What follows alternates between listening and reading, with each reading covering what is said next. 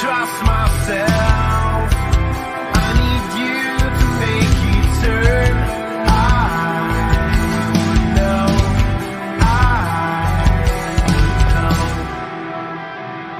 Will you follow me when the sky starts to change?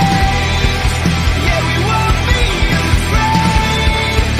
We'll never be the same again. Follow me. We won't leave it to chance. We can't write our romance. We'll never be the same again.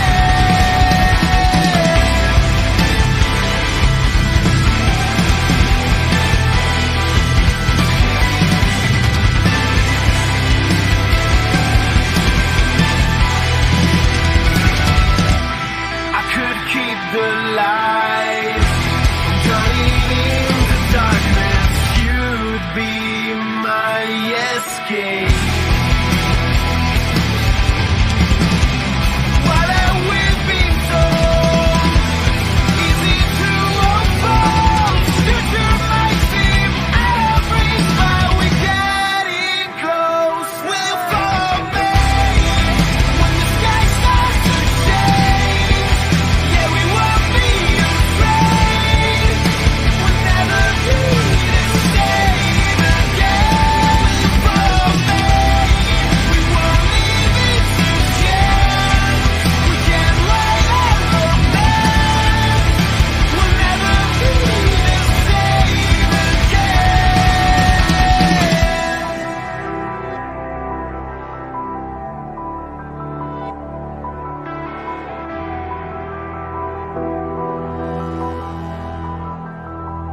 Will you follow me when the sky starts to change? Yeah, we won't be afraid. We'll never be the same again.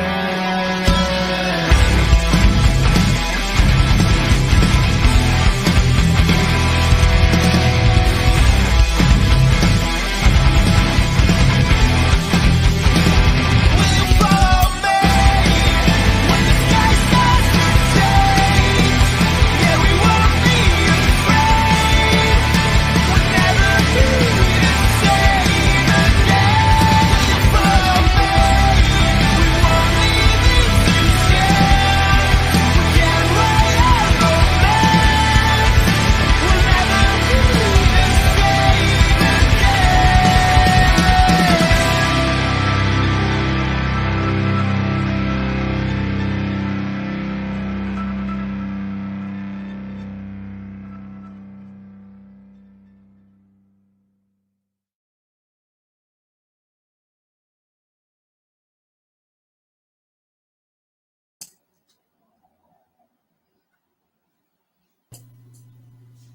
You're streaming with the Fantasy Follow.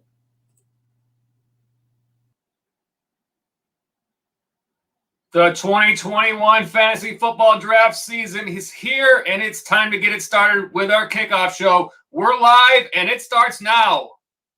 It's a big day of football. You can do this. Make those good decisions. There's never a better time than this week.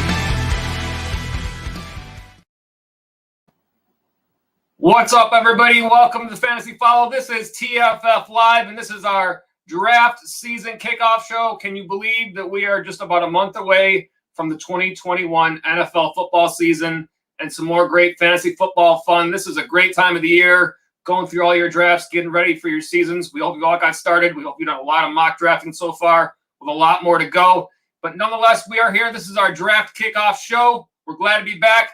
First show of the season. As always, we will tell you that we've got a lot of content for you throughout the show, but we would always rather be talking to you, rather be talking with you than be talking to you. First show back, so, we got to get the kick off the rust here. But as always, our live chat is open. We're here to answer your fantasy football questions all show long. So even if we are talking other content at the time, feel free to hit us up with the chat. We will get through those as best as we can. Keep it rolling right on through tonight's show. We got an early chat here from our most famous follower of the TFF Live show, former NFL great Bill Romanowski. Welcome back to you, Bill. Thank you for being with us again. And Bill's got some questions for us later on in the show, and we're going to address his topic once we get into those questions. But he says last year he won his league from some of our show, watching some of our shows. So I'm glad to hear that. We always want to hear that everybody's having a lot of good success. All of our regular viewers, especially. So really glad to hear that, Bill.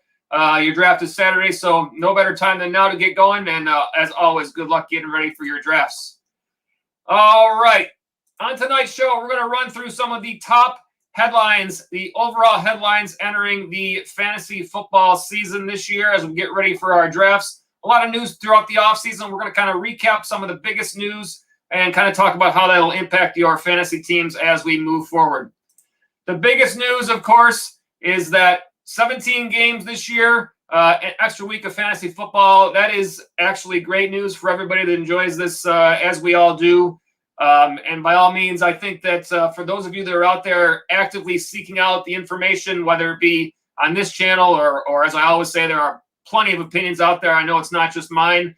For you guys that are really going out and doing the work, this extra week really benefits you. The cream rises to the top. The more weeks that you have, the better chance you got to make in your playoffs. That's the way I feel about it, at least.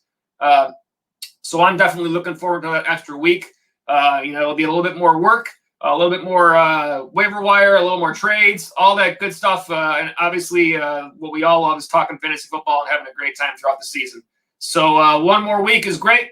Expect all those playoffs to be pushed back across your platforms to the a week later than normally would have been. Certainly looking forward to that change as we enter 2021. All right, one of the biggest stories that we've been looking at in the offseason here is the saga with Aaron Rodgers in Green Bay. This has been a big topic for those of you looking towards your drafts. And, of course, if any of you had to actually draft before this decision came out, it certainly made the decision difficult. Not so much with Rodgers, I don't think, but the two guys that we're talking about here are Davante Adams and also Aaron Jones. To me, Davante Adams is the clear number one receiver this season. A little bit later on in the show, we're going to take a look at the average draft positions right now as they stand on Yahoo.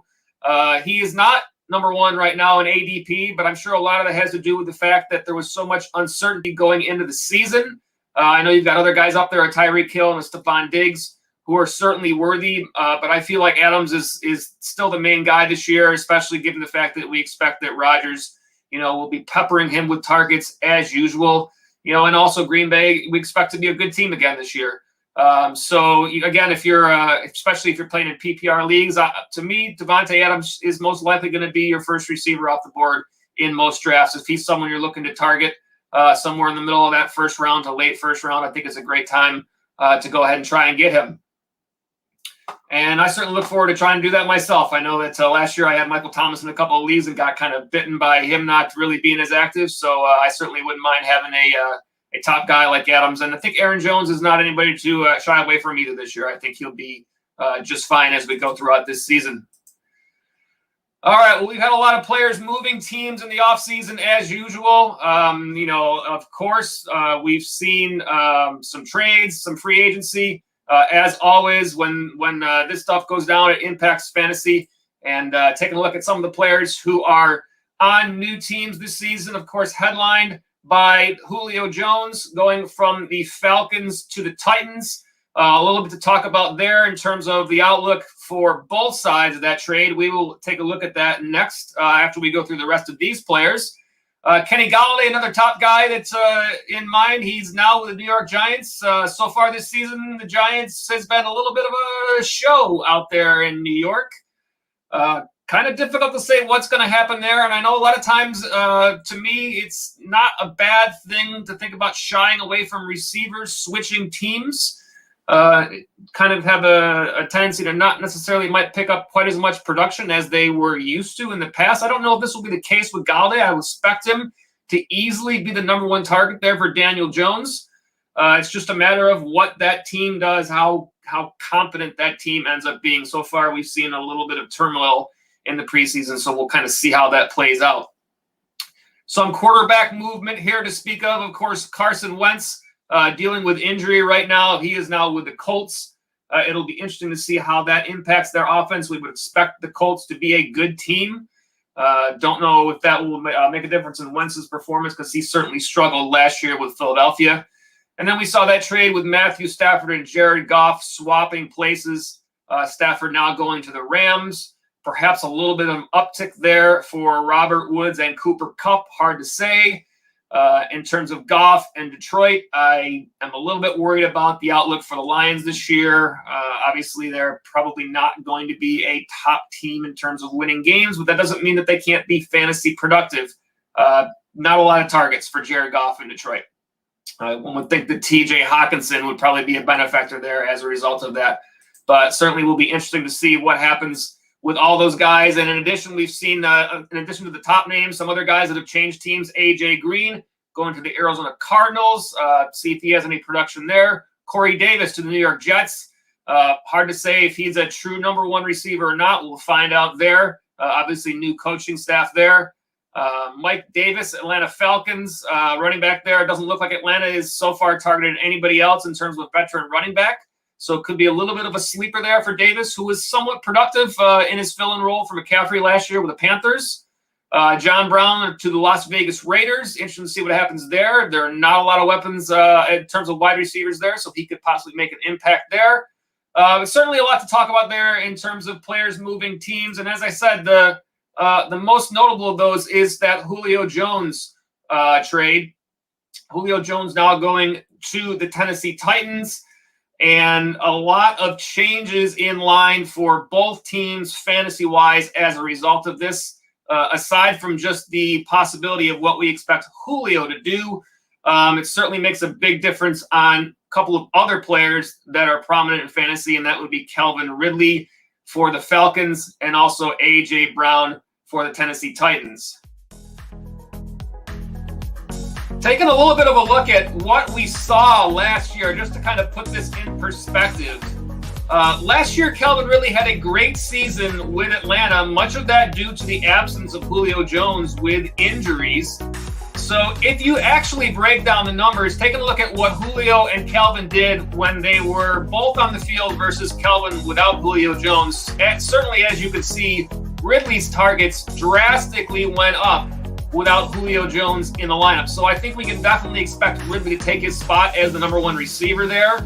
I would expect him to be a very worthy pick in your drafts this season. Not a lot of other options there. Russell Gage certainly there. Kyle Pitts certainly there. But still, you would think Atlanta's been a passing offense in the past, perhaps not as much now without Julio. But I think Calvin Ridley's certainly very, very worthy. And then when you take a look at the Tennessee side of that trade, I think certainly there's some consideration to A.J. Brown. Does his production take a hit at all because of Julio Jones? So what I did is I took a look at the stats between A.J. Brown and Corey Davis, and you're looking at their targets last season. 7.5 targets for A.J. Brown and 6.8 for Corey Davis. Those are the numbers in games where they were both active. Certainly those numbers are somewhat comparable to the numbers that you see for Jones and Ridley when they were both active. Obviously, the passing offense in Atlanta is more dominant. The run offense in Tennessee is more what they lean on there. So perhaps you would expect a little bit of a dip in production for Julio, but I don't see Julio overtaking A.J. Brown as the main guy in Tennessee. I mean, A.J. Brown is a stud there. He's a great player in fantasy. I think he's going to continue to receive the larger target share there. I think Julio will play a complementary role. But again, when you take a look at what Brown and Davis did between the two of them and compare those numbers to Jones and Ridley, they are rather similar. So I don't necessarily think that means that Julio can't have a nice fantasy season, perhaps not up to the huge seasons he's had in the past. And then, of course, it depends on how healthy he is as well. But that's certainly something to keep an eye on as we go into that season as the fallout of that trade. All right, we got a bunch of players that are returning from injury this year. Certainly, you never want to see players go down with injury, and of course, you don't want to see it happen when they're on your fantasy rosters. But last year, of course, losing Christian McCaffrey and losing Saquon Barkley, that was a tough blow for a lot of fantasy managers. These players, we expect them to be back this season. Saquon Barkley, not entirely sure if he looks to be 100% healthy to start the season. Certainly, hopefully he is. Certainly would expect him to still be productive in that offense for the Giants. In terms of the games they played last year, just a couple.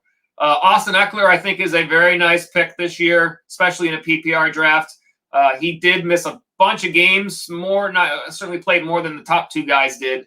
But it's still been nice to see him get back in the fold there for the LA Chargers. George Kittle, obviously back for the 49ers. Again, we'll talk a little bit more about him when we take a look at the average draft positions and what I've been seeing in some mock drafts so far this season. Again, Dak Prescott back, had such a great start for Dallas last year, and then unfortunately was not able to see that through. A couple other players to keep an eye on that are back this year. I think Joe Burrow for the Cincinnati Bengals, if he is 100% healthy, I think he has a good prospect there as a quarterback you can get in the late rounds. He played 10 games last season before that season-ending injury. Cortland Sutton back in Denver, only played 1 game last season. So these are, when players are out for injury, it's easier for them to kind of be forgotten once we get to those drafts. So these are guys that you might want to look at and maybe take a flyer on. And then you got Michael Thomas. Michael Thomas, who played 2 games last year. Everybody expected him to be back just fine this year. And then lo and behold, he didn't go ahead and have the surgery that he needed for quite some time. And it seems like there may be some issues when it comes to his relationship with the New Orleans Saints. So Thomas certainly has fallen quite drastically in drafts. I think is he like an AJ Green type situation last year where he's somebody you can get in a late round and hope that he plays well and then doesn't end up doing anything, or does he end up benefiting your team down the road? Certainly a player to take a look at. Overall, the situation in New Orleans is kind of a little bit of I don't want to say it's a mess, but there's a lot of question marks there just simply because we don't know what's happening with that quarterback spot. And to me, the biggest difference there is, Jameis Winston or Taysom Hill, so be it. If you're playing in a standard league and you're not playing Superflex, a 1 QB league, most likely neither one of these players are probably a player that you're going to draft. To me, I know a lot of people are saying they think it's going to be Winston. I don't know if I believe that. Taysom Hill is the guy that they're paying there, and he's the guy that played last year. So I actually would be more inclined to think that he has a better chance to be the guy that ends up in that lineup. But either way, whichever guy is the starter there, to me, the biggest thing is how does that affect Alvin Kamara's production? Taking a look back to last season, Alvin Kamara, certainly one of your top draft picks, top 4 or 5 probably in almost every draft. Just a great player and a great fantasy player. Comparing his numbers last year with Drew Brees and without, obviously there was a significant drop-off. Fantasy points from 30 down to 16. It was 4 games without Drew Brees. The biggest difference was the target share that he was seeing out of the backfield. And obviously, if it is Taysom Hill, because he's so active in the run game, that's going to bite into the production from Alvin Kamara. So I'm a little bit cautious in terms of where Alvin Kamara is drafted this year. It's kind of difficult to pass him up if you're in a league and you end up with like a number 4 pick in your league. I think your top 3 guys are pretty solid. If it's a PPR league, you could even make the argument that he's probably still 3. You probably have to take him. But just take a look at that dip in production, and it's going to be pretty tough to take a top pick, your number 1 pick in your league, and end up in a situation where you're questioning what he's going to do week in and week out. Obviously, he's a great player. You expect him to still put up the numbers. But just something to be a little bit cautious of. I know it's something I've been thinking about as I'm going through mock drafts this year. It's kind of hard to pass up on him because the talent is so good, but just hard to say what's going to happen there. All right, we got some rookies to take a look at for this season, some potential rookie impact. If you're playing in a standard league, obviously if you're playing in like a dynasty league, you've probably gone a little bit deeper on this list. But here are some players that could potentially still impact your teams in a standard league. Started with Najee Harris for the Pittsburgh Steelers. Certainly expect him to be the main running back there. in terms of the backfield there at Pittsburgh. He is right now ADP at 19.4, right around second round, somewhere in that range. I have a lot of questions on the offensive line there in Pittsburgh, but the volume is expected to be there for Harris. And so we'll just have to see when you have a chance at a running back who is going to be kind of treated most likely as a bell cow running back, kind of tough to pass him up, even if there are other questions. So I think Harris could have an impact there in Pittsburgh. Jamar Chase is a name that we've heard a lot about in this draft season. Wide receiver for Cincinnati. I think the Cincinnati offense has the potential to turn out some nice fantasy production this year between Chase, T. Higgins, Tyler Boyd. Provided that Joe Burrow is healthy, this is a team that passed the ball a lot, especially with Burrow last year. And I feel like they're going to continue to lean on the pass. That seems to be kind of the trend there. And so I think that all of those players can have some production, and they are being drafted later on. So you can get some value out of those guys. Jacksonville Jaguars, Travis Etienne. To me, Jacksonville is a question mark. I don't know if I understand right now what's going on with Urban Meyer, the things we've heard, kind of his philosophies. And I feel like James Robinson is ending up with the Philip Lindsay treatment out of this. Lindsay, who had a tremendously productive year for Denver, undrafted, and then for some reason they just don't want to kind of stick with him. And I feel like he's kind of going that same route at this point. Etienne, talks about, are they going to run him as a wide receiver? I mean, you're telling me they spent that high of a draft pick on somebody that they're going to try to move to a wide receiver when I just doesn't make sense to me right now. I don't know what's going on there. I'm very kind of hesitant about what's happening with that whole situation in Jacksonville right now in terms of Urban Meyer and what he's going to do with that team. Perhaps it'll turn around and smooth itself out, but this is a team that's kind of been all over the board in the past. So we'll see what happens there. Devontae Smith for the Philadelphia Eagles, another guy that you can think about taking a flyer on in terms of rookies that could impact your team. And certainly Smith is out a little bit banged up right now, so we'll have to see what happens as we get closer to the start of the season. And then Kyle Pitts, the tight end for the Atlanta Falcons, who many expect to have some real decent production there. Obviously, without Julio Jones, there are some targets to be had, and Pitts has certainly been talked about as more of a pass catcher than a blocking tight end would be. So somebody you can perhaps, tight end spot is always tough, but that's somebody perhaps you can also take a flyer on and see what happens as we get closer to the start of the season. All right, let's take a look over here at the chat, and let's see. We got a chat here from AB Goldberger, one of our regulars. Says, great to see you back. Great to see you back as well. Glad to have you with us on the stream, and we look forward to all you guys being able to talk fantasy football with you this season. It's awesome, and like I said, one of the reasons why I started this channel is because it's not only that I love fantasy football, but I love listening to fantasy football talk. And I thought, well, what better way than to just let's have some fantasy football talk of our own. So this is kind of what we like to do, and that's why I like to have all you guys in the chat with us, and obviously so glad that you guys are with us regularly from show to show. So look forward to seeing you all. Let me go ahead and put this notification up right now before we get into some more information, reminding all of you that are watching that the live chat is open. We are here for your fantasy football questions all show long. And again, if any of you are new viewers, Fantasy Follow, this is our second season. We started last year and just still looking to grow the channel. So absolutely, for all of you that are able to, or like our content and would like to subscribe or hit that thumbs up button, give us a like, all those things help out the channel a ton. And we appreciate you guys as we continue to grow.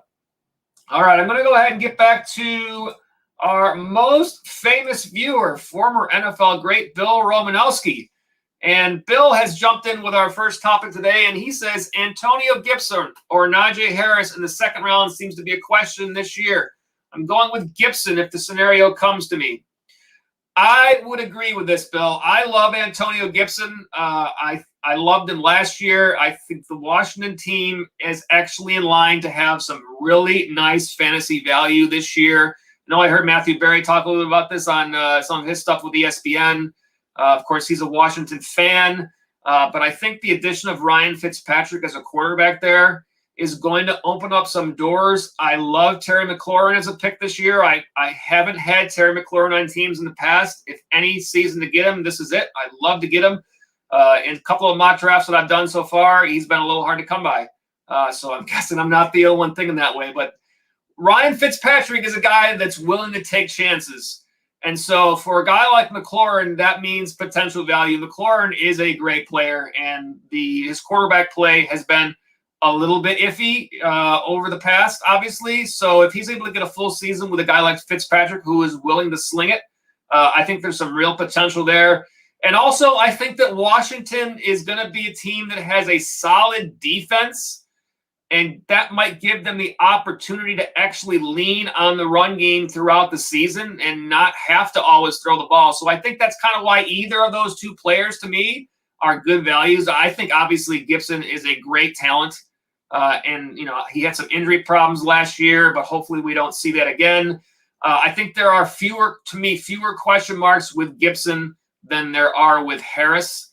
If it were me and I had this choice and the value was there, to pick between either one of these two guys, I would probably go with Gibson as well. I just feel like he's a guy that was, really beneficial to your team last year, and I don't see any reason for that to change with a year under his belt. So I definitely like Gibson. I understand your concern. I think that there's some consideration to be made for Najee Harris as well, being that, he's probably going to be the only guy there. You've got a Benny Snell, you've got an Anthony McFarland. I really, believe it or not, I kind of thought Anthony McFarland could be a guy that could start to get some action in the backfield there for Pittsburgh.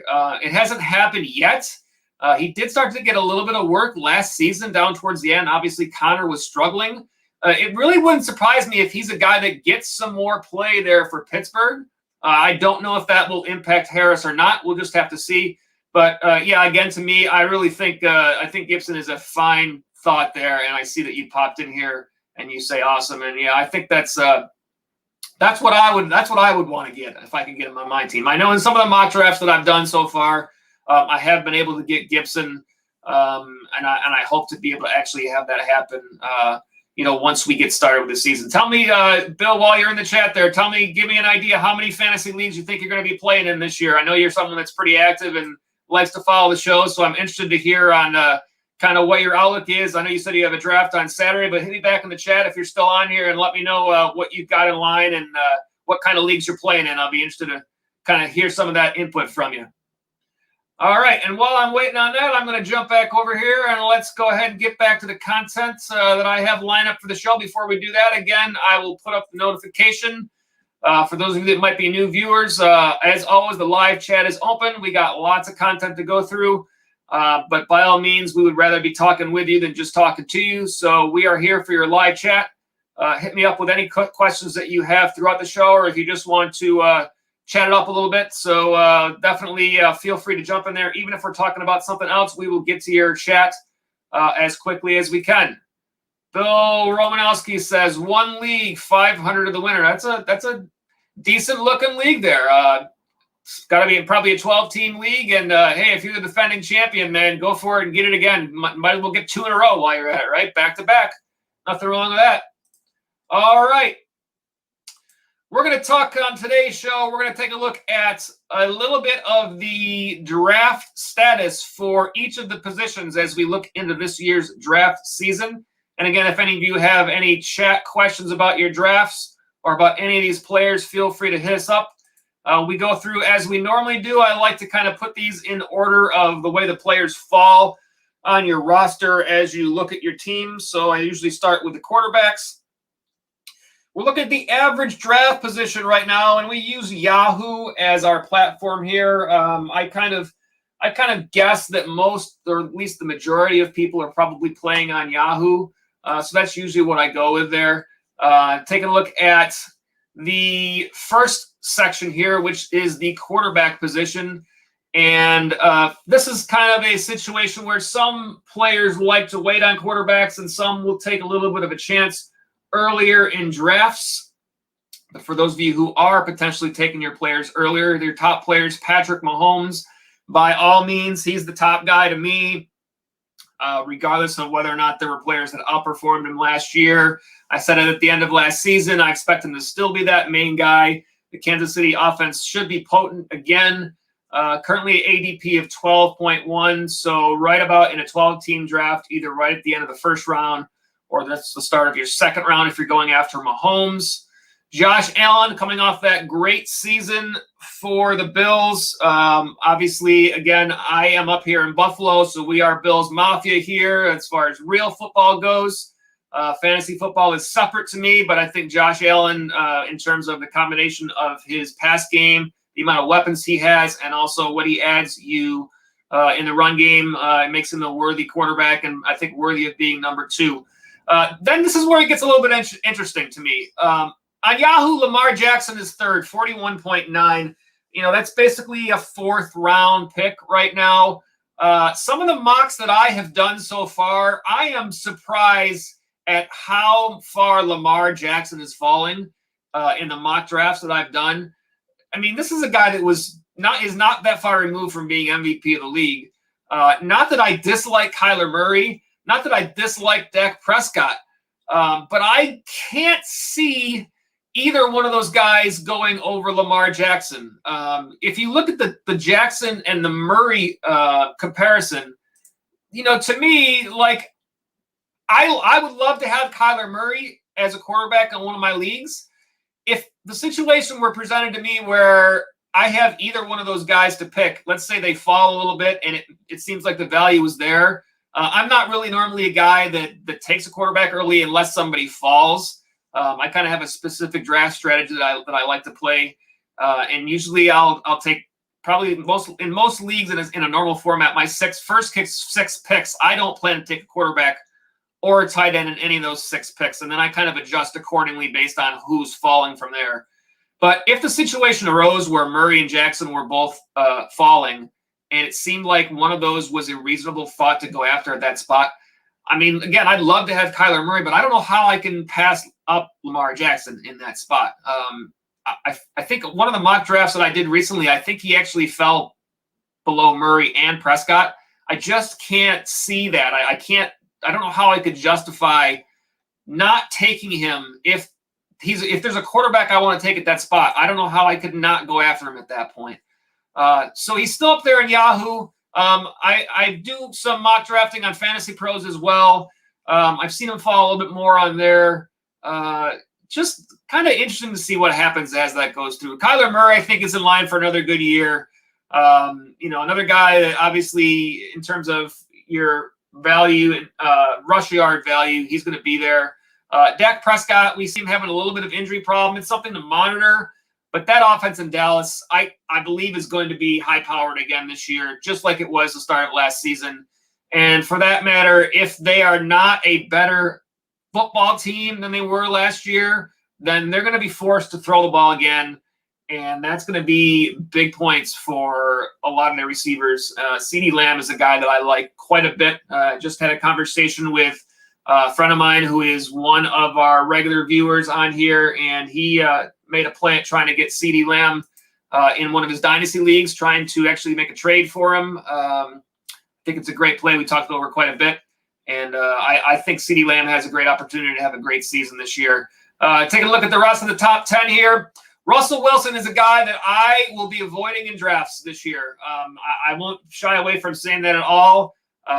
Last season, he got off to a great start and then mysteriously disappeared, and I really feel that there is something there in terms of what we heard in the offseason about him being not all that happy with the situation in Seattle.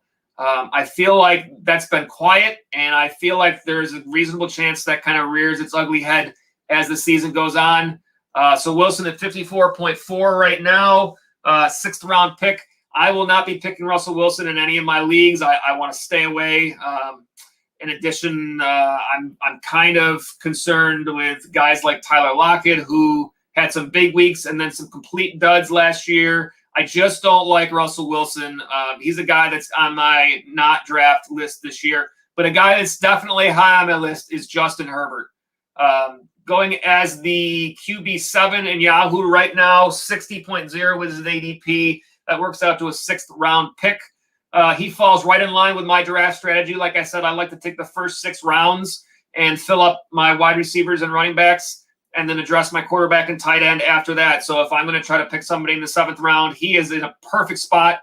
A guy that I certainly want to try to target and get as much as possible this year. I think the situation in LA is going to be really good for Herbert. He's got some good weapons to go to. Austin Eckler back in terms of out of the backfield.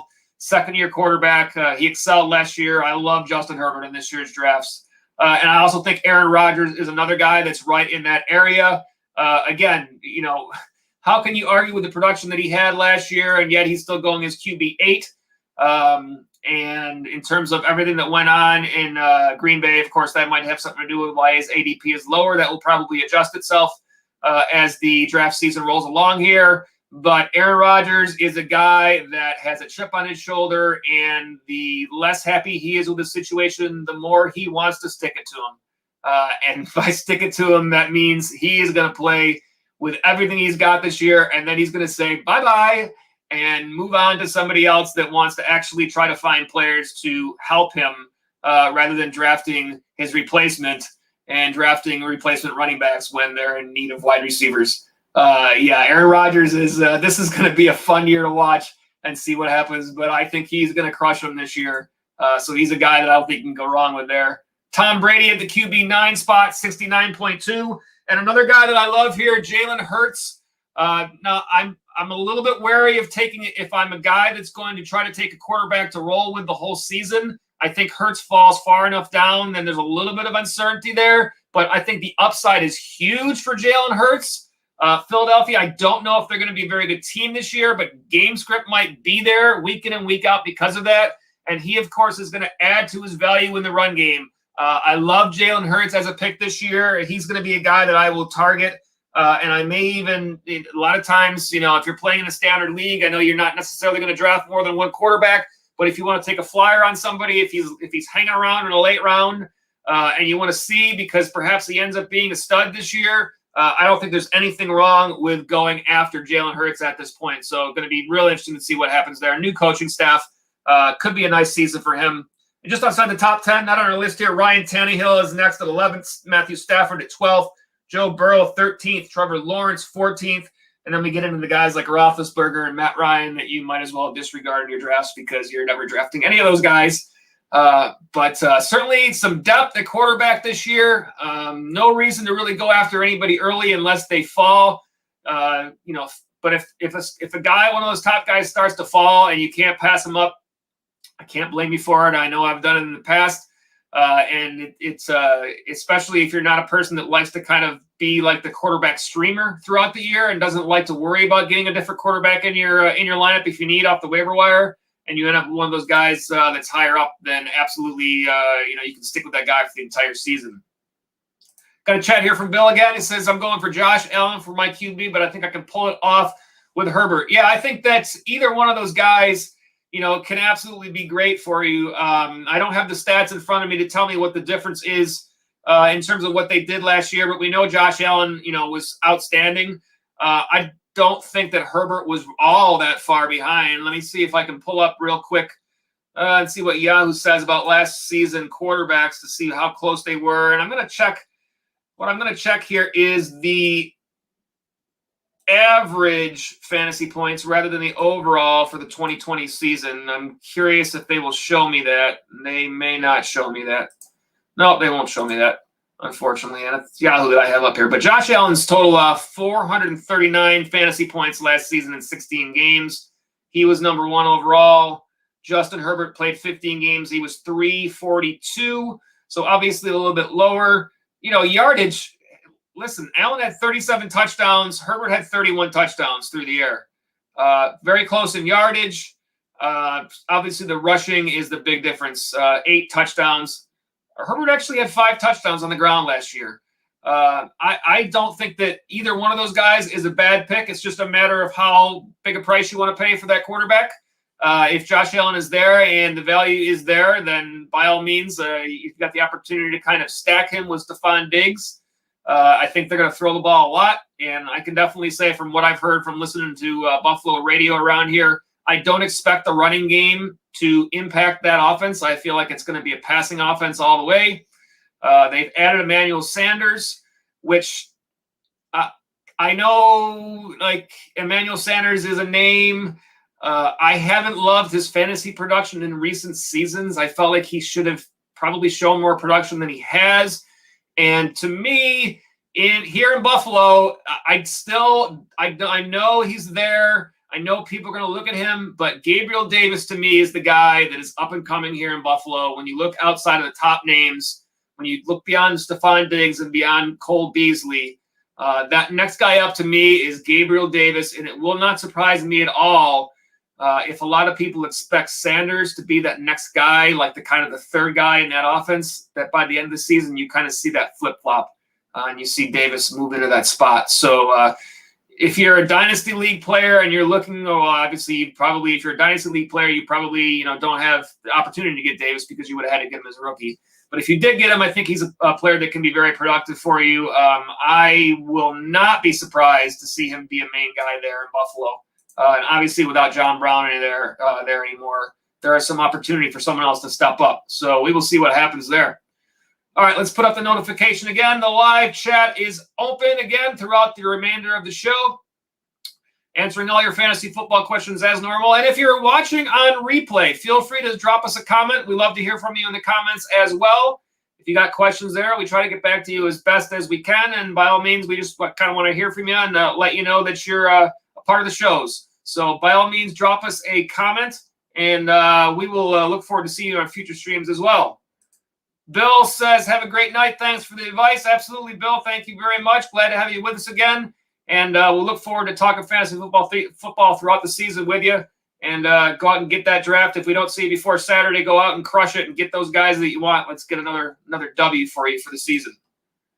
All right, let's go back to our content for the rest of the show. We covered the quarterbacks, so moving right on down the line, we move on to the wide receivers next. And here's what I'm going to do while we talk about the information here. I'm going to leave this comment up so that just so everyone knows that, if we're talking about something else, don't be afraid to jump into the chat and be a part of our conversation. That's what we're here for, and that's what we love to do. So that actually is not the one I meant to put up there. That was a response to Bill. So let me actually click on the correct one.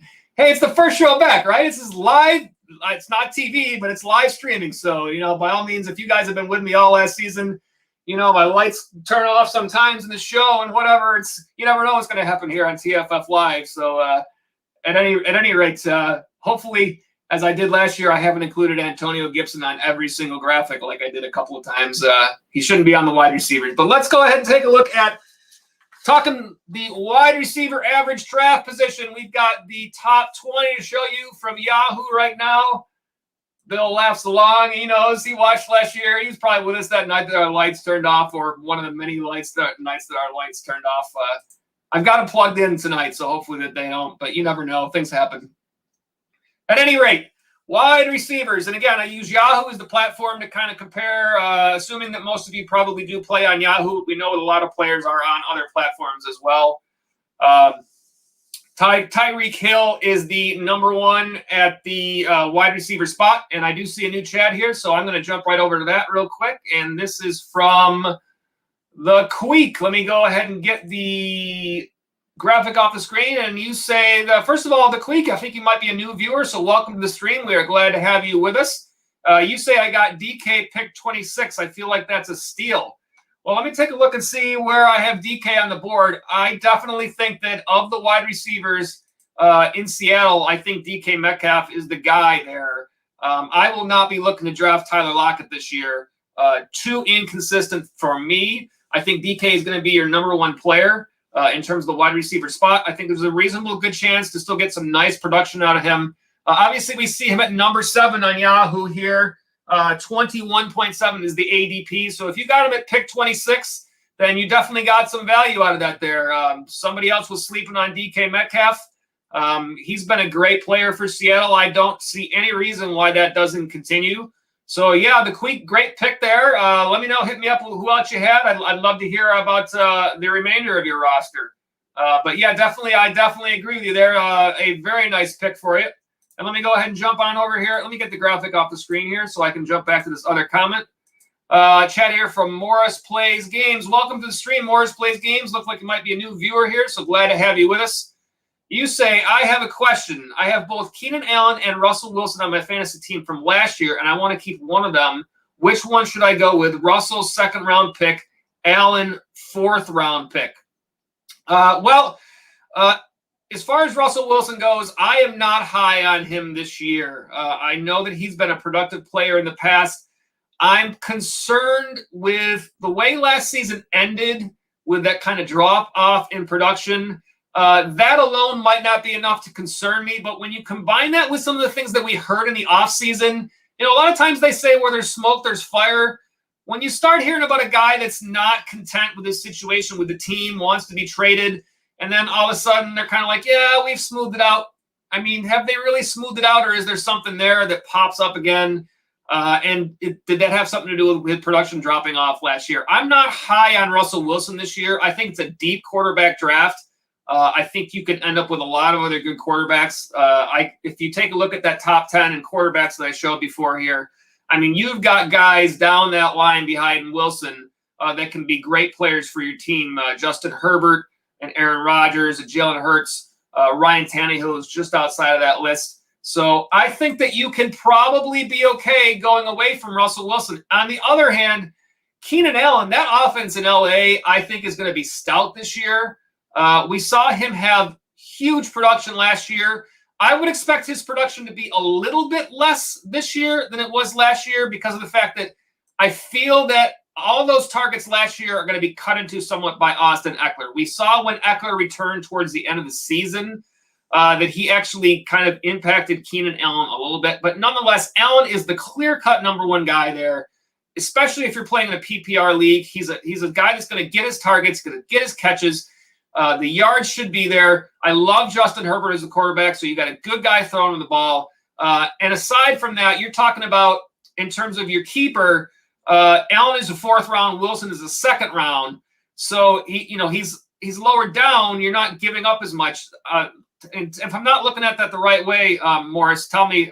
But I'm assuming what you're telling me here is if you keep Russell Wilson, then he costs you that 2nd round pick.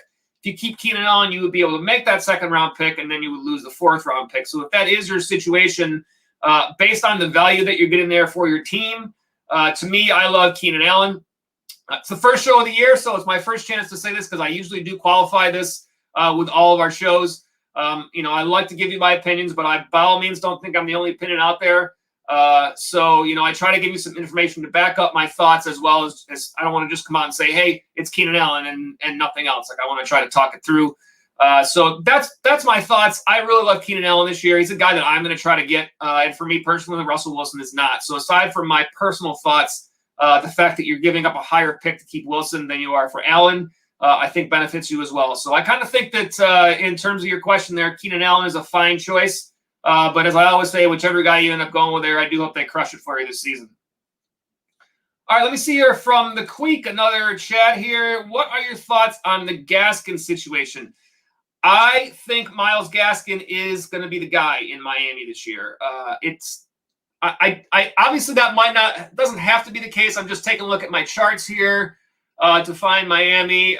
Malcolm Brown is the guy that they brought in from the Rams.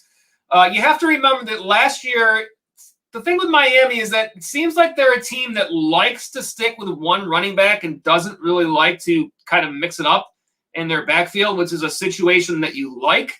I think in that case, that leads you to believe that good things are happening for Gaskin. And you got to remember that last year, they had brought in the offseason both Jordan Howard and Matt Breida to that team.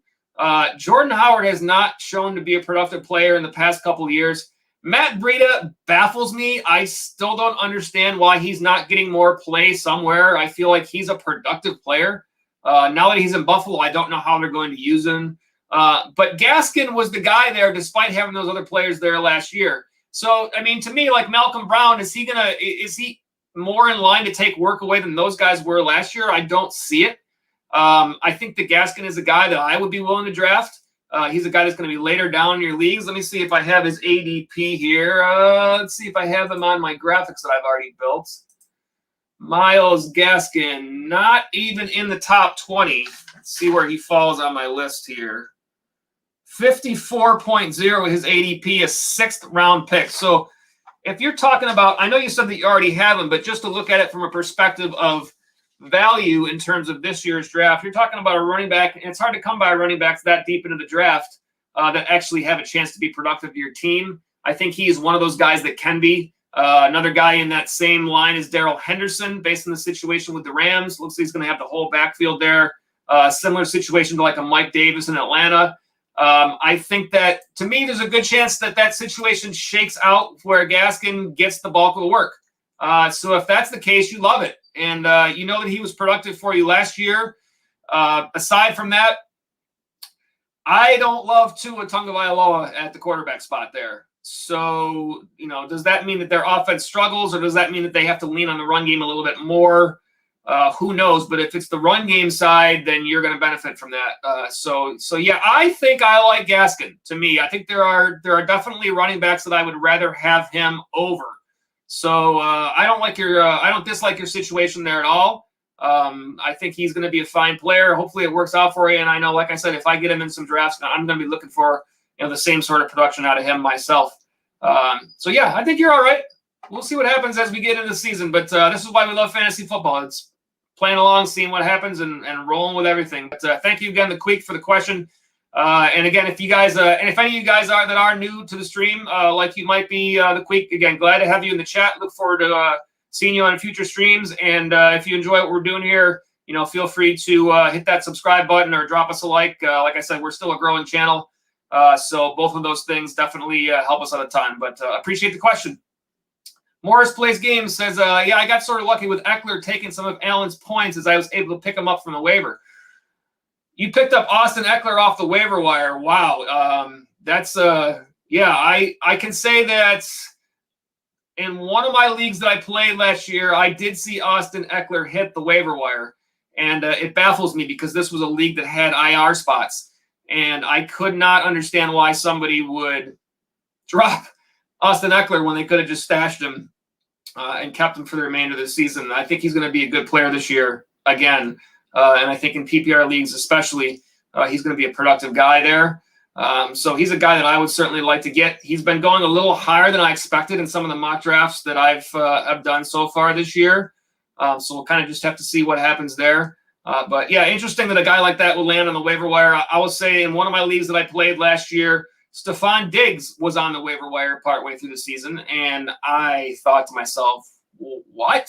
Like, what's going on here? So yeah, that's why you pay attention, right? The people like you that are really paying attention and do the work in fantasy, obviously if you're watching a live stream like this or any of the other ones out there, then you're doing your homework, and that's why you get the benefits of those things. So Morris, let me know how you did in that league. I'm interested to see if you had Russell Wilson, Keenan Allen, and Austin Eckler. I'm guessing you must have made a playoff run there towards the end. So I'm interested to hear. Hit me back in the chat and let me know how that worked out for you. And in the meantime, let me put up the reminder again about our live chat for any of you that are just joining us. And we are going to jump back into our content. But if you got questions, feel free to hit us up in the live chat, and we will get to those as you see as soon as we can. All right, we left off with the wide receivers. We're talking about average draft position. Again, based on the Yahoo platform, Tyreek Hill is your number one guy right now on Yahoo. We talked about this a little bit in the headlines already.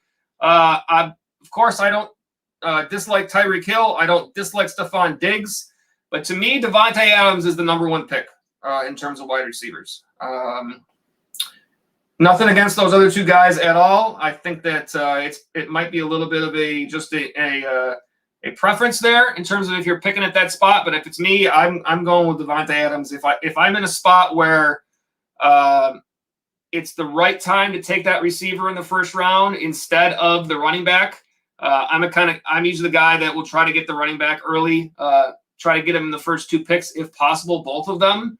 But if I'm playing in a league where I have the first round pick towards the end, like a 1.08 range, and Davante Adams is still there, and there's a little bit of a drop off at that running back spot, I'm probably going to end up going for him there, especially if I can get another, a running back that's equal value on the turn. That's going to be a consideration for me. So yeah, I don't think you're wrong to go with Hill or to go with Diggs here. And I think that Adams' ADP right now is a little bit representative of the fact that for a long time we did not know if Aaron Rodgers was going to play. So I think that will probably smooth itself out, and you will see his number go up as we get closer to the start of the season in terms of what he shows on Yahoo. But to me, right now, it's Devontae Adams for sure. It's the number one pick in terms of wide receivers. I think those other guys are close, but I'll go with Adams all day there, and I'll let Aaron Rodgers just feed him the ball for quarters on end.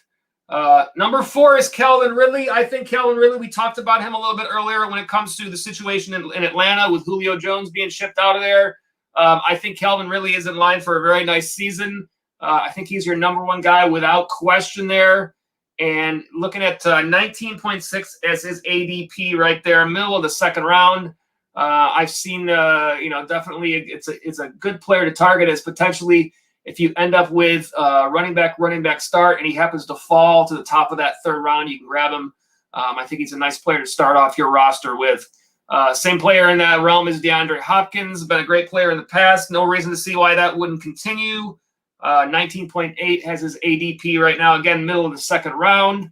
Justin Jefferson for the Minnesota Vikings, the top guy there in terms of most players' expectations. Adam Thielen obviously is still there. I think that those two, at the end of the season last year, I mentioned that I thought that Justin Jefferson would probably be the highest drafted player from a team that has 2 super productive wide receivers. And I have to still consider that Adam Thielen is still going to be pretty productive this year. He's a guy that you're probably going to get some nice value out of later on in terms of, I don't expect it to be Justin Jefferson and nobody else. If you remember when Stephon Diggs was there, Thielen was still quite productive. So it won't surprise me if he's still able to be in the mix there. But I think Justin Jefferson does return some nice value. DK Metcalf for Seattle, expect him to still be strong. A.J. Brown, I don't think there's any reason to be scared of his production going down with Julio Jones there. I think he's still your main guy. I don't think that Julio Jones was brought in to all of a sudden be the number one and shift A.J. Brown down. I just don't see that happening. He's too good of a player. Terry McLaurin, I mentioned before, is a pick that I love this year. I think really going to be kind of not necessarily under the radar because people know that Terry McLaurin's been a great player, but now with Ryan Fitzpatrick there, who is willing to sling it, that is plenty of opportunity for McLaurin. I think he's going to reap the benefits of that. Currently at a 30.0 ADP, third round pick. I would love to be able to get Terry McLaurin on one of my teams. And then Allen Robinson for the Chicago Bears. Always a mystery what you're going to get with Allen Robinson because who knows what the quarterback play is going to be there. You just never know. If Andy Dalton is playing, who knows what happens. If it's not Andy Dalton, it's Justin Fields. You still kind of who knows what happens. So Allen Robinson is a great player. How he's done what he's done over the past few years with questionable quarterback play, I don't know, but you'll probably still see him do it. So I can't argue with him being in that spot as wide receiver 10. All right, back to the chat from Morris. Final question for the night. For a 12-team league, who should I try to target at DST? I'll update you on more info after the draft. Awesome. Well, let's put it this way. The answer to this question depends on if you favor trying to take a defense that you could play the entire season or if you like to string your defenses. And that changes the strategy in terms of obviously where you pick. You have to be willing to move up that pick. If it's a 15-round draft, you're not going to probably get a team in the last 2 rounds. Most players are going to take their defense and their kicker in rounds 14 and 15. If you want to get a higher up defense, I've seen in the mock drafts that I've done, I've seen the Los Angeles Rams as the top team. I think some other valuable teams this year, the Washington football team defensively, I like. I think Indianapolis had a nice season last year, so I think that there is a good chance for them to have a nice season as well this year. Miami Dolphins is another team that I've seen who is not necessarily one of the top, and I have charts that I'm looking up at here with a whole bunch of information listed, and what I did on all these charts is I have, in addition to player information, I also have the matchups for the teams in terms of DST. So Miami, the first few weeks. New England, Buffalo, Las Vegas, Indianapolis. New England is a decent start. They're in a division where they have some tougher teams. Another team that I've seen kind of pointed out is San Francisco this year, who has been a good defense in the past and kind of fell off a little bit. San Francisco has a nice start to their season. Detroit, Philadelphia, the first 2 weeks. So again, it depends on if you're looking for a team that you're going to roll with the whole way through or a team that you're going to stream. My suggestion would be, if you like to stream defenses, go ahead and take a look at the schedule for the first couple of weeks and think about, instead of looking for the defense based on how they play, look at it kind of in reverse and say, okay, who's starting out with a couple of weak teams? And if that's the route that you want to go, where you're going to take your defense in the last 2 rounds, then be prepared. If you find a team that has a weak first 2 games, use your waiver wire in week 2 to find a defense for week 3. You kind of play it a week ahead. Keep an eye on those teams so that you don't want to use your waiver priority. You don't want to waste that on a defense. So you want to be able to let those priorities go through and then kind of pick off your opponents by taking that team a week ahead of time. That's what I kind of like to do with the waiver wire, is to try to stay a week ahead. That way you can build up your priority. And then if you end up with a high priority and a player kind of pops off during the middle of the season, like perhaps there's an injury at running back, and you can end up with a number 1 or a number 2 waiver priority as a result, then you've kind of done your homework along the way, and you've also ended up with a good chance to pick up that player and add him to your team. So I'm just looking at my charts real quick to see who could have a decent start in terms of their defense.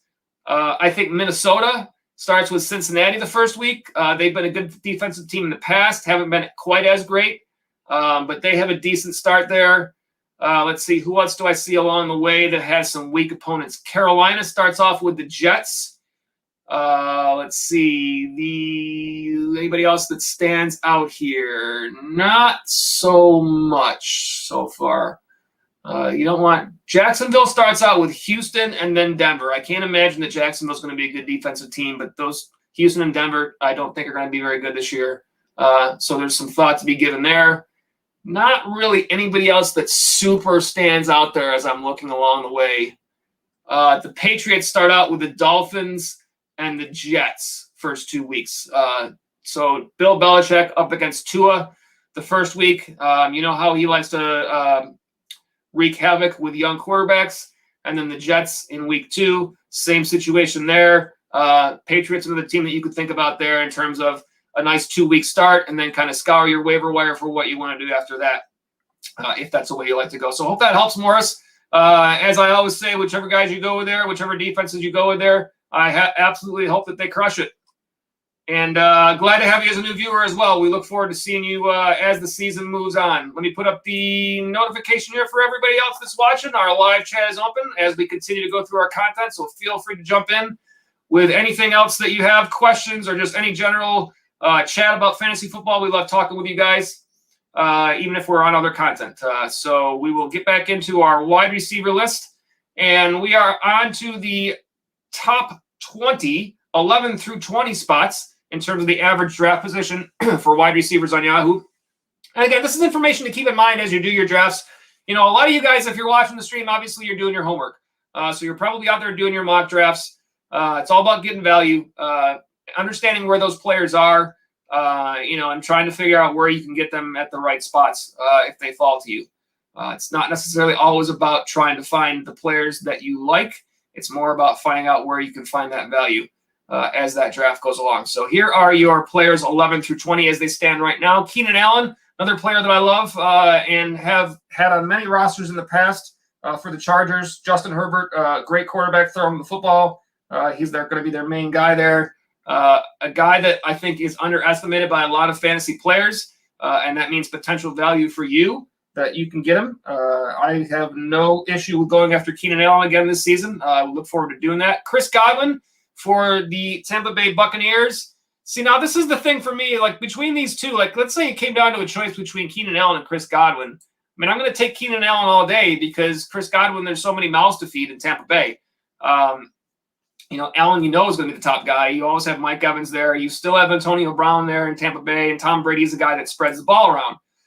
So Godwin is right there, right in line. 32.6 is Allen, 36.1, right in the same area. To me, Allen is the better choice there. And again, as you see, like I said, Mike Evans and Chris Godwin, the exact same ADP. So, it's not like they're not going to have productive years.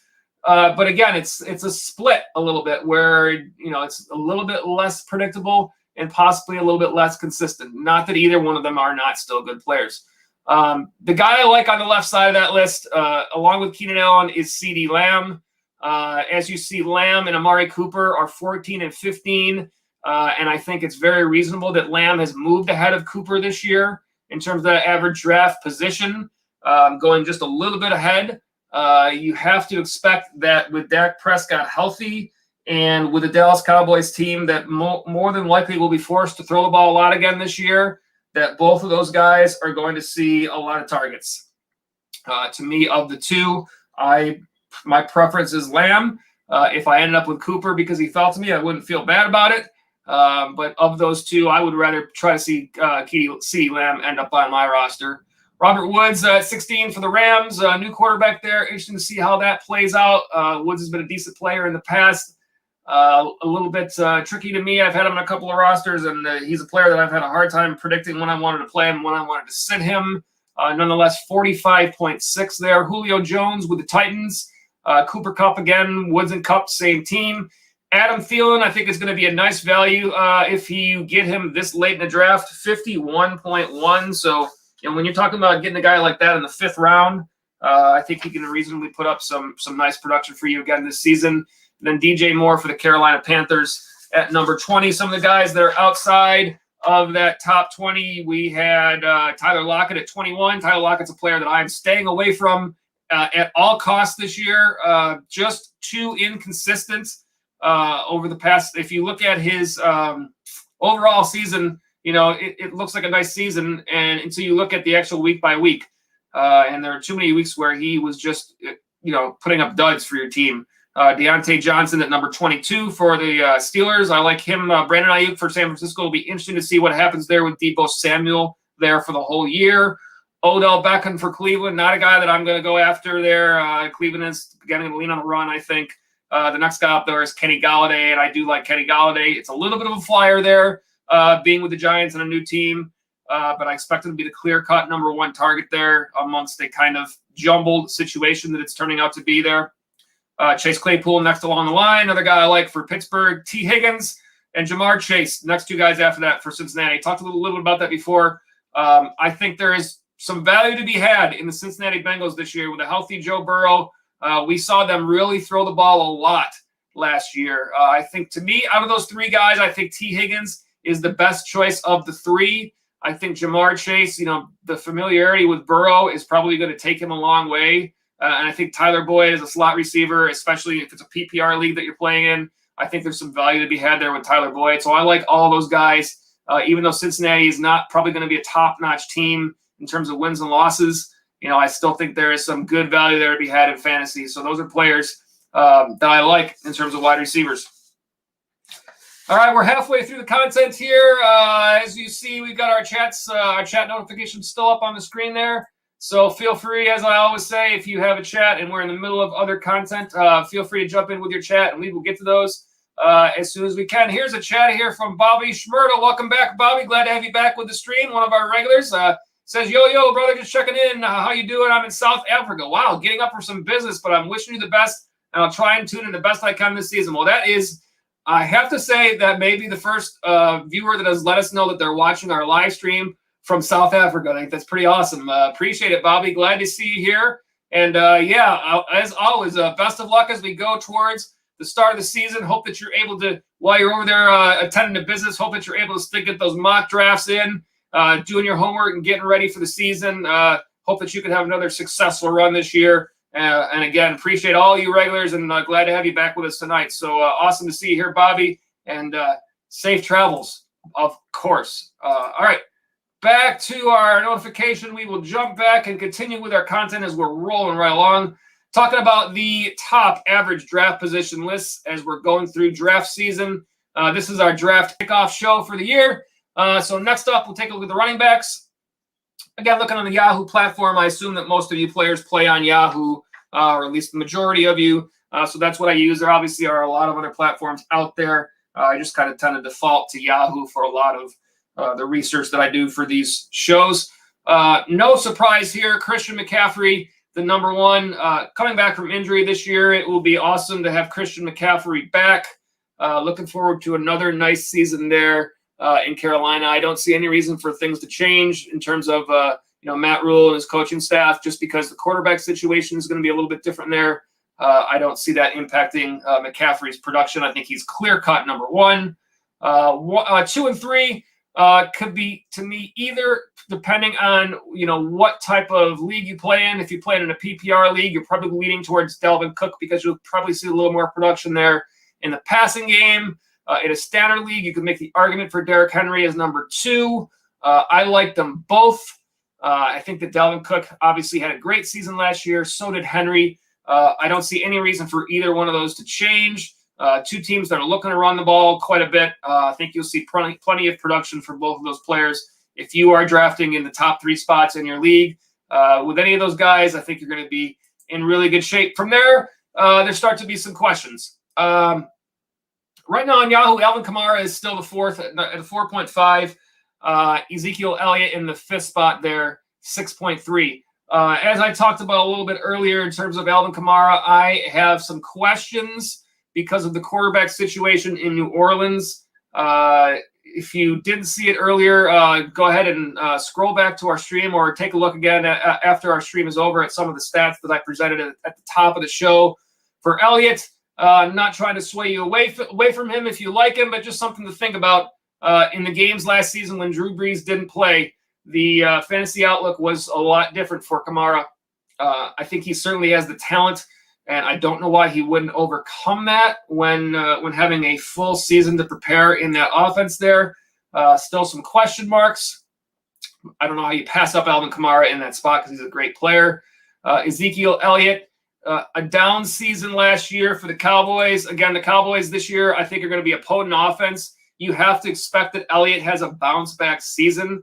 But certainly question marks also, perhaps not equal to Kamara, but because of that down year last year. So hard to say what Elliott does there. He's going at number 5 right now, and Nick Chubb is going at 6. For me personally, I like Nick Chubb over Zeke Elliott. That's just my personal preference, especially if you're in a standard league. I know that Kareem Hunt is there, but Nick Chubb has been a great player in a run-first offense. Dallas is not necessarily going to be a run-first offense. Elliott will get his if they have the production. But I like Nick Chubb quite a bit, and he's a guy that I will probably go out and try to get if I can. 7.5 on the ADP.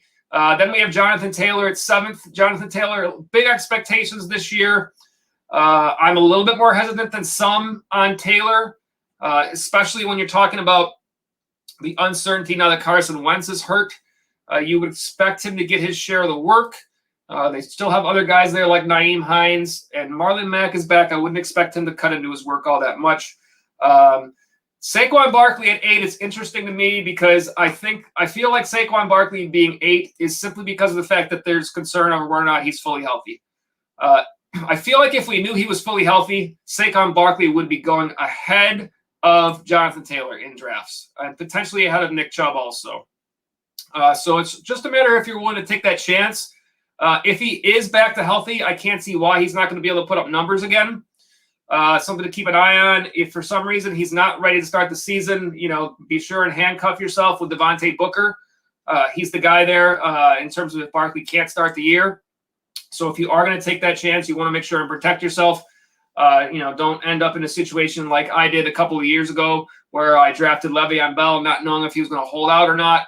And then somebody went in and sniped James Conner so that I couldn't back him up. And then Le'Veon Bell didn't play, and I ended up with no running back. And these are the fantasy mistakes that I will share in hopes that you don't make the same mistakes that I have made in the past. So you got to learn from those things. But at any rate, Barkley in 8th. Aaron Jones at number 9.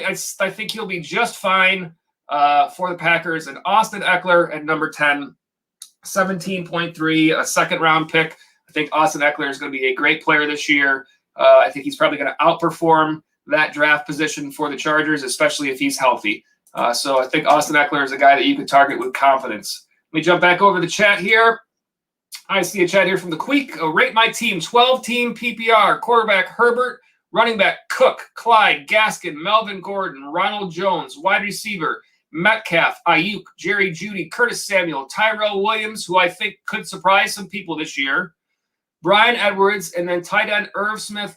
And Adam Troutman is another guy that is interesting to start this season because of the situation in New Orleans with their lack of pass catchers there. I think you have a fine start here as a PPR league. I think Herbert, is a very nice quarterback, guy that I'm going to target in a lot of leagues. I'm almost going to probably have to keep myself from taking him in every league because, then if something happens, then I've screwed myself.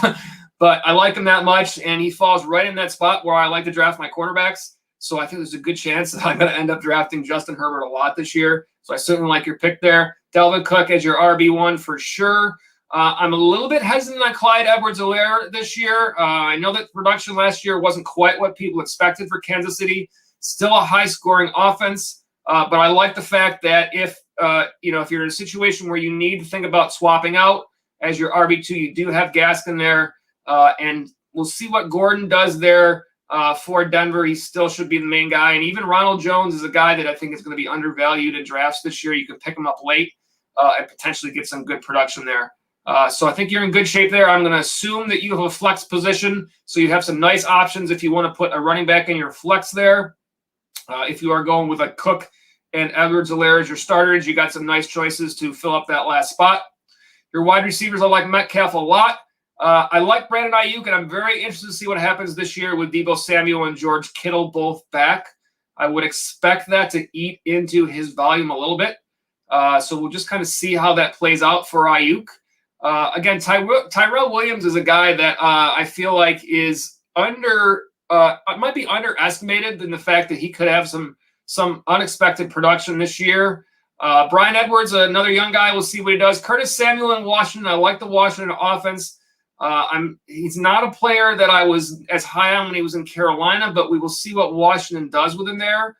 To me, I like to have my strength at running back, and I feel like that's what you have here. I like to be able to try to slide a running back into my flex spot versus putting a wide receiver as my flex. And I feel like that's what you're doing with the way you've constructed your team. So I like that there. And then tight end Irv Smith should be the number one guy in Minnesota.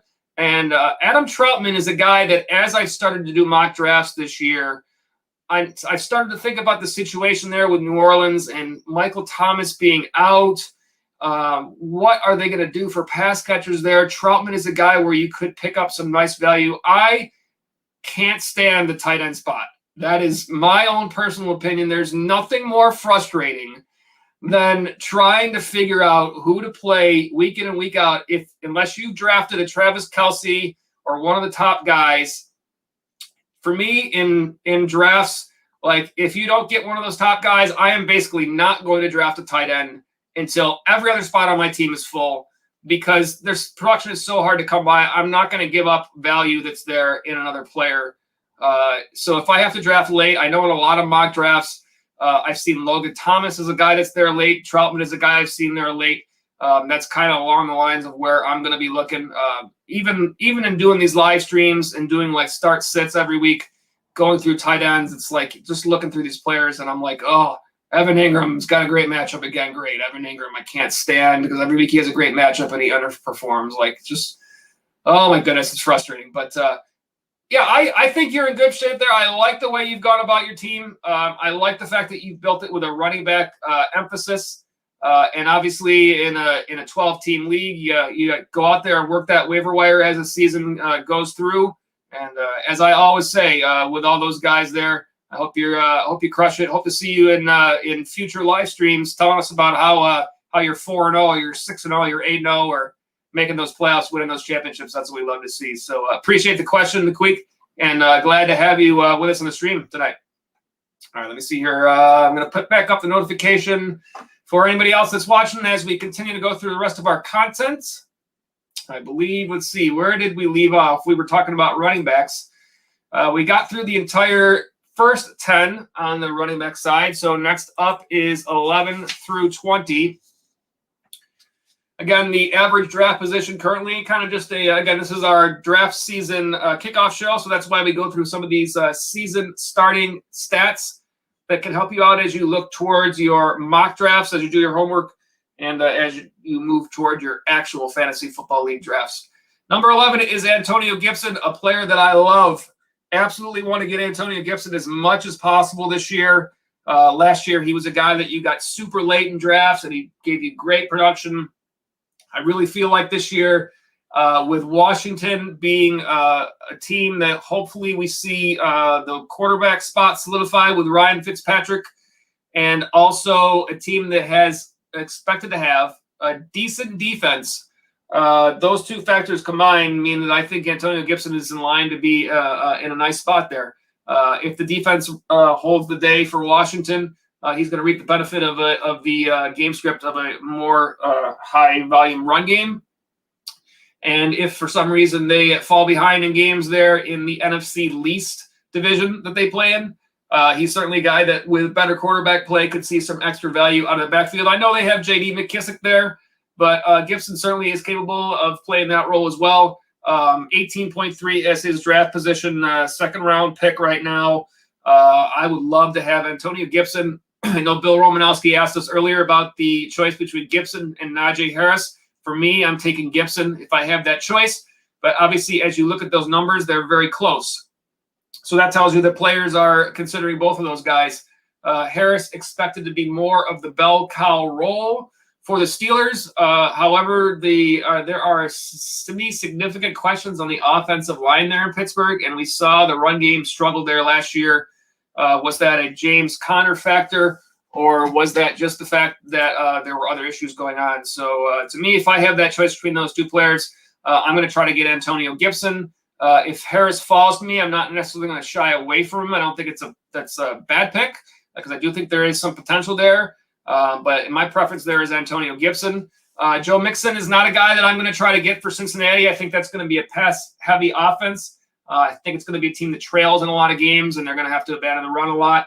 I probably won't end up trying to get Joe Mixon too much. And Clyde Edwards-Helaire is another guy that I probably will shy away from there in Kansas City. Again, Kansas City is a situation where Patrick Mahomes is such a great player, and that pass game has a tendency to carry the day for the Chiefs. So not a player that I probably will try to go towards too much. 14th, he's the RB 14 right now on the list. J.K. Dobbins, interesting to me for Baltimore. The potential for him to take a little bit more of a role there now that Mark Ingram is gone. Last year, it was super frustrating when it was Dobbins, Ingram, and Gus Edwards. Now that it's just two of them, and it seems that Dobbins is the clear 1A. I think there's some potential there. He's a guy that I would be more willing to draft this year than I would have been last year as a result. David Montgomery in 16th at 32.7. Last year, David Montgomery is a guy that gave you tremendous value. He was not a high pick last year, and he's not a high pick this year. Do I think he's going to return that same sort of value this year? Not necessarily. What we heard last year when he started playing well was, well, Chicago's really figured out the run game. Like, look at what Chicago's doing. Well, they had a tremendously easy schedule in terms of fantasy points giving up to the running back spot towards the end of last year. If you were with us on our shows last year, I was talking about David Montgomery a lot towards the end of that season. He was kind of a middling player, but he had this huge run at the end of the season of green in terms of if you play on Yahoo, when you look up the teams, if they're in green, that means go ahead and fire up those players against them because they got a good shot.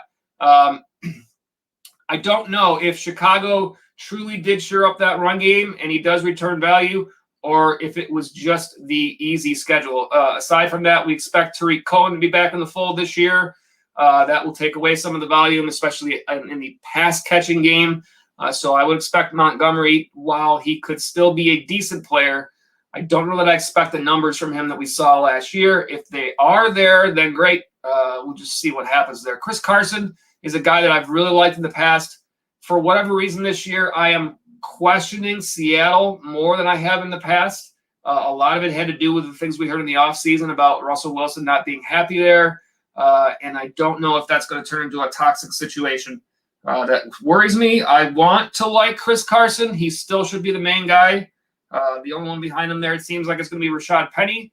And Rashad Penny has not taken away any of his work in the past, so I don't know why he would this year. It seems like Chris Carson is a guy you could trust in terms of somebody that you're drafting in that spot. Again, he's at 36.6. So definitely in a spot where you can get him and get some good value. I mean, you're talking about a 4th-round pick there. I would take Chris Carson over Miles Sanders if it was me. I'm not in love with that situation there. Those other 2 guys on that list are interesting. Josh Jacobs is a guy that I have trusted in the past. But what are we doing in Las Vegas right now? Like, why are we bringing in Kenyon Drake? Kenyon Drake was a nightmare last year for those of us who drafted him, like me. Oh, what? Come on. Give me focus. Focus up, camera. Thank you. Kenyon Drake. I like last year, struggling through that year with the situation in Arizona. The last thing I wanted to know is draft Josh Jacobs and watch Kenyon Drake take away his production. So I don't know. Drafting, I want to believe in Josh Jacobs, but man, that's going to frustrate me. I don't know if I want to deal with that situation again. So who knows? I mean, if you're getting him, I've seen him drop in some mock drafts below that number. If he drops, you probably have to take him. I don't know. And DeAndre Swift is another guy that I was really high on DeAndre Swift last year. But the changes in the coaching staff there, a lot of the things that I've read, starting to sound like they want to work into a timeshare there rather than giving him all the work. So, again, interesting to see what happens there with Swift. I want to go ahead and draft him for new head coach Dan Campbell. I don't know how I feel about going that route at all at this point. Beyond the top 20, give you a couple more names. 21st on the list is Darrell Henderson, 47.2. Darrell Henderson to me is a guy that I feel like I would draft this year because of the fact when Cam Akers got hurt, has not looked like they've looked to bring in anybody else. It seems like Henderson will be a guy that would end up with the bulk of the work there. Myles Gaskin at 22, feel the same way about Gaskin. I feel like he's going to end up with the bulk of the work there in Miami. Kareem Hunt, although he's behind Nick Chubb, he's put up production there. Travis Etienne for Jacksonville is a complete question mark to me. That whole Jacksonville team is a question mark to me at this point. I don't know what's going to happen there. But I like Mike Davis, the next pick after that for Atlanta. And although Atlanta likes to pass the ball, you're going to expect goal line situations there for Davis unless they bring in somebody else. Chase Edmonds behind him for Arizona. I'm not in love with running backs that play for teams where the quarterback runs the ball a lot. I feel like what happened last year with Kenyon Drake was that same situation. He loses goal line touches to Kyler Murray.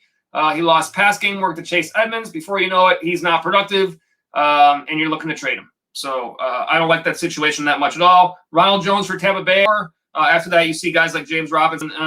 Feel bad for him. He deserves better that he's gotten there as well as he played last year to have them draft Travis Etienne. Damian Harris for New England. Javonte Williams for Denver, the rookie. Raheem Mostert.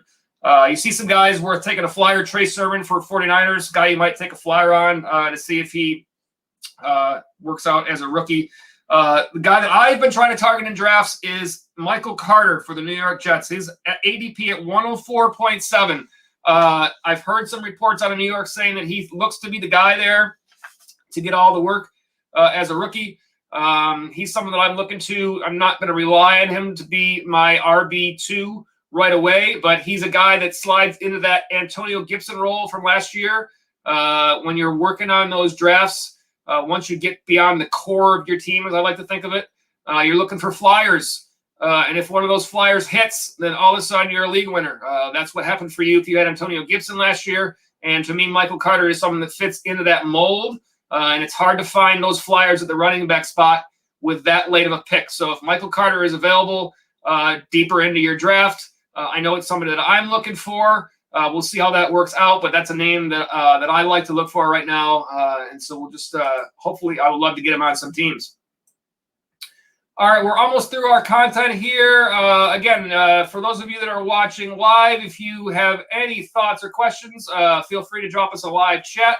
If you're watching on replay, we'd love to hear from you in the comments.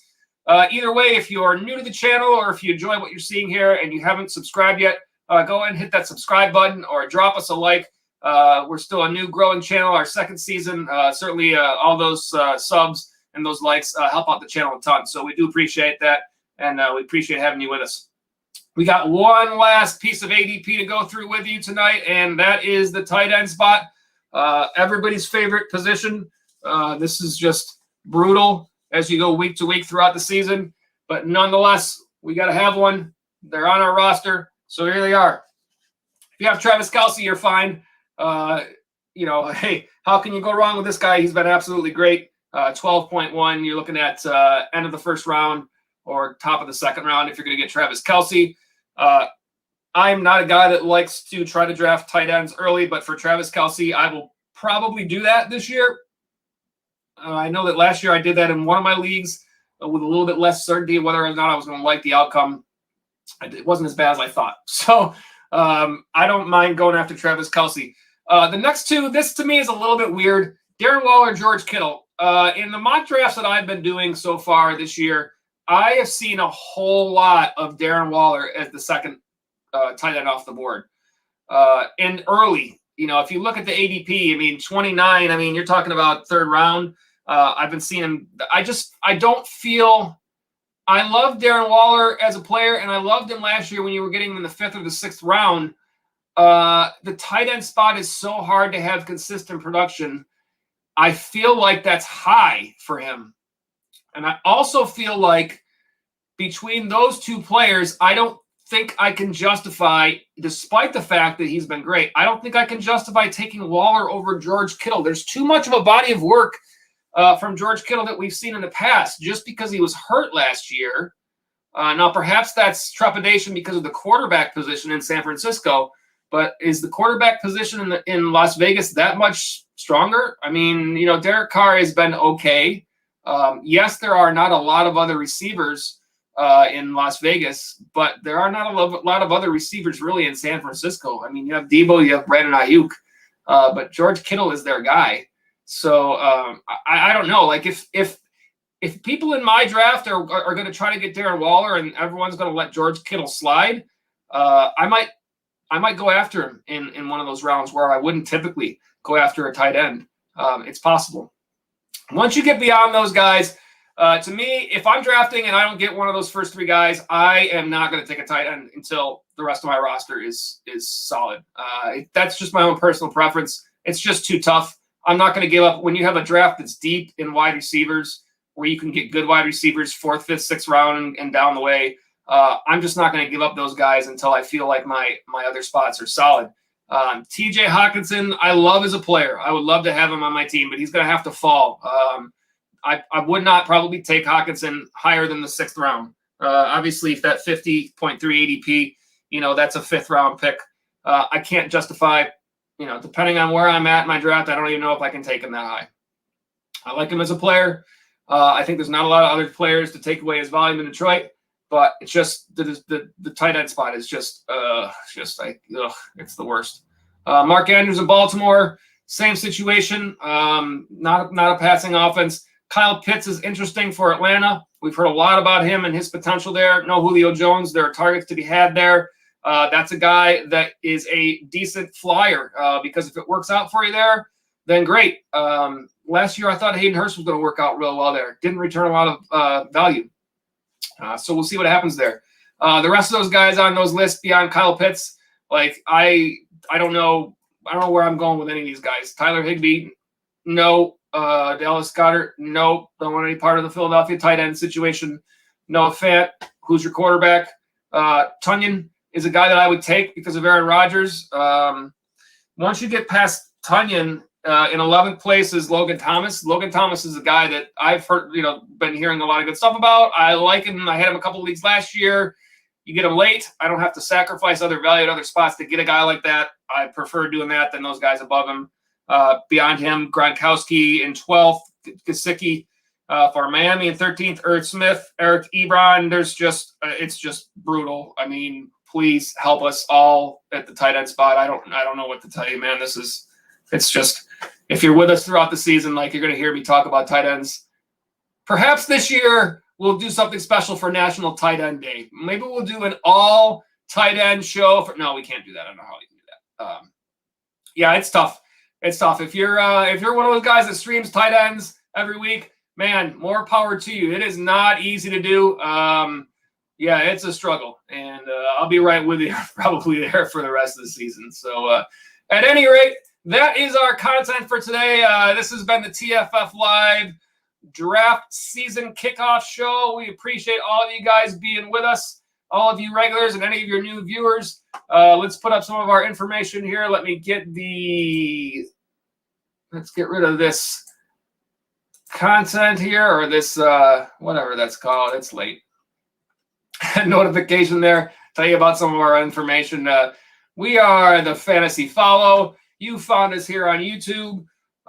We are also on Twitter at the Fantasy Follow, and that's fantasy spelled FN and whatnot as we get towards the season. Looking for another great year of fantasy football. We're with you all the way. And by all means, if you've already had your draft, then I hope it worked out for you. If you haven't yet, hit up those mock drafts. But either way, good luck in fantasy. We'll see you next time.